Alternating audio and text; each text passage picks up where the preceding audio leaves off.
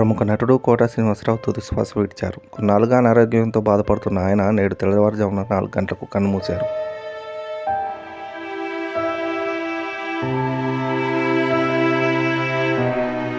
Telugu cinema చరిత్రలో కోట శ్రీనివాసరావు ఒక గొప్ప నటుడు. ఎలాంటి పాత్రకైనా ఆయన అభినయంతో ఆబాల గోపాలాన్ని అలరించారు. 1978లో ప్రాణం ఖరీదు సినిమాతో తెరంగేట్రం చేసిన కోట శ్రీనివాసరావు దాదాపు 4 దశాబ్దాలు పైగా 700 పైగా సినిమాల్లో నటించారు. ఇచ్చిన పాత్రలకు తనదైన శైలిలో నటిస్తూ పాత్రకు పర్ఫెక్షన్ తెస్తారు కోట.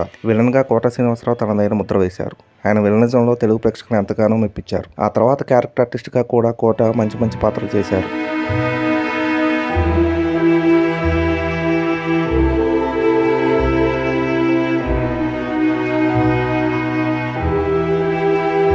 విలన్గానే కాదు, కమెడియన్గా చేశారు కోట. తండ్రి, మామ, తాత ఇలా ఎన్నో పాత్రల్లో ఆయన మెప్పించారు. వయసు సహకరించకపోవడం వల్ల కొన్నాళ్ళుగా సినిమాలకు దూరంగా ఉన్న ఆయన అనారోగ్య సమస్యలతో బాధపడుతున్నారు.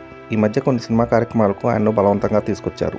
కోట గారి మరణ వార్త తెలుగు సినిమా పరిశ్రమకు షాక్ అయ్యేలా చేసింది. కోట గారి మరణ వార్త తెలుగు సినీ పరిశ్రమను శోకసముద్రంలో ముంచెత్తింది. ఆయన లాంటి గొప్ప నటుడు మళ్ళీ పుట్టడంటూ సినీ ప్రముఖులు ఆయనతో వారికున్న అనుభవాన్ని సోషల్ మీడియాలో తెలుపుతున్నారు.